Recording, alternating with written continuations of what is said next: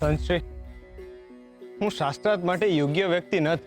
ના મને ધર્મનું જ્ઞાન છે, ના હું શાસ્ત્ર ભણેલો છું. ભક્તિના નામે મને ખાલી એક જ શબ્દ આવડે, શ્રી હરિ. બાકીના વાંચતા આવડે ના લખતા આવડે, એક શ્લોક પણ યાદ નથી. હું તો માટી ખુંદારો માણસ છું. મારી પાસેથી તમને કાંઈ નહીં મળે. તમારી મહેનત એડે જાહે મહારાજ. ગોરા ભગત, શોધતા આવડે ને તો માટીમાંથી પણ મોતી મળી શકે છે, ને ન આવડે તો મોતી પણ માટી બરાબર હોય છે. મને માણસની અંદરના મોતીની પરખ કરતા આવડે છે. હું પણ વિશ્વાસ મૂકીને પ્રયત્ન કરું છું કંઈક મેળવવાનો, તો તમે મન મૂકીને પ્રયત્ન કરો કંઈક આપવાનો. કારણ કે મરજીવો અને દરિયો બેવ રાજી હોય તો મોતી દૂર નથી રહેતું. સંશ્રી, તમે મારા ઉપર કંઈક વધારે પડતો જ ભરોસો રાખી રહ્યા છો.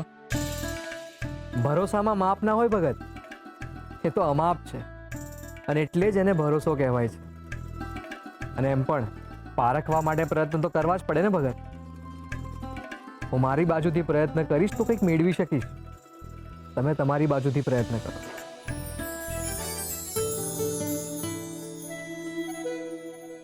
તમારી આજ્ઞા હોય તો કરીએ શ્રી ગણેશ. આજ્ઞા આપવા વાળો હું કોણ મહારાજ? અંધુય હરિની ઈચ્છા મુજબનું જ થાય છે. પૂછો, તમારા મનમાં જે સવાલ હોય ને પૂછો. મને હરિ જેવા સુજાડશે ને એવા જવાબો આપીશ.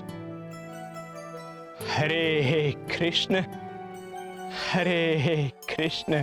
ભગત, મને એક સવાલ સતાવી રહ્યો છે, અને એનો જવાબ ના કોઈ પોથીમાં છે કે ના કોઈ શાસ્ત્રમાં.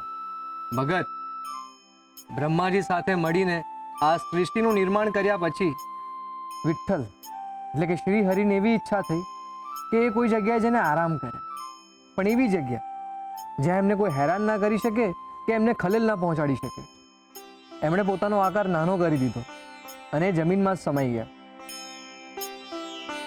એમને થયું કે એમને હવે કોઈ નહીં શોધી શકે, પણ મનુષ્યએ એમને સ્વયંભૂ મૂર્તિ રૂપે જમીનમાંથી શોધી જ લીધા. પછી ભગવાન હવામાં આરામ કરવા લાગ્યા, તો મનુષ્યએ એમની ગરુડદેવ રૂપે પૂજા કરવાની શરૂ કરી.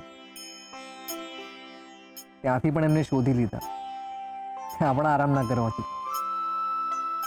પછી ઈશ્વર અગ્નિમાં સમાઈ ગયા.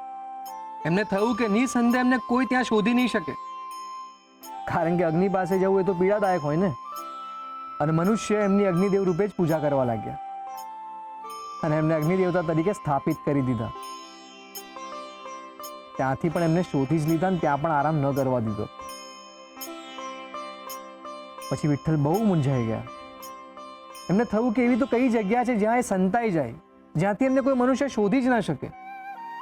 પણ એવી કોઈ જગ્યા એમને મળી જ નહીં. અને છેવટે એક જગ્યાનો વિચાર આવ્યો જ્યાંથી મનુષ્ય એમને શોધી જ નહીં શકે.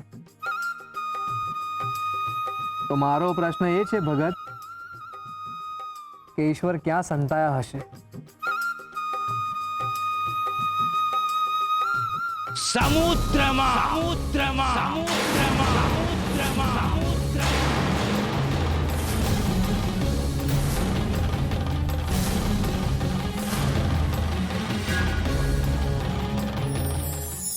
જાકારો. આવકારો એ આપણા જીવનનો સૌથી પહેલો શુભ ગુણ છે. કોઈ આંગણે આવીને ઊભું રહે અને આપણે એને મીઠો આવકારો આપીએ, એ આપણા સંસ્કાર છે. બારણે આવીને ઊભો રહેનાર સારો છે કે ખરાબ, દોસ્ત છે કે દુશ્મન, એ પછી નક્કી થાય છે. પહેલાં એને મીઠો આવકાર આપવામાં આવે છે. એને આપણા ઘરમાં બોલાવવામાં આવે, એ જ આપણી સભ્યતા અને આપણા ધર્મની સાચવણી છે. પરંતુ ક્યારેક આવા સંસ્કારી મનુષ્ય પણ પોતાના સંસ્કારોને ભૂલીને જાકારો આપી દેતા હોય છે. ત્યારે આવા મનુષ્ય કાં તો ખૂબ મોટી પીડામાંથી પસાર થઈ રહ્યા હોય છે, કાં તો અંદરથી અત્યંત દુઃખી હોય છે. હજારો વાર જેણે પ્રેમથી આવકારો આપ્યો હોય, એ જો ક્યારેક ભૂલથી જાકારો આપે તો એને અપમાન ન ગણવું. એની પીડાને માન આપીને એને માફ કરી દેવું, એ પણ એક આવકારો જ છે. જો કોઈ આપણે આંગણે આવે તો તમે કેમ આવ્યા છો એવું ન પૂછવું જોઈએ ને એમની સાથે બેસીને ખાવાનું ખાવું જોઈએ અને જ્યારે એ જાય ત્યારે એમને જાપા સુધી મૂકવા પણ જવું જોઈએ એને મીઠો આવકારો કહેવામાં આવે છે.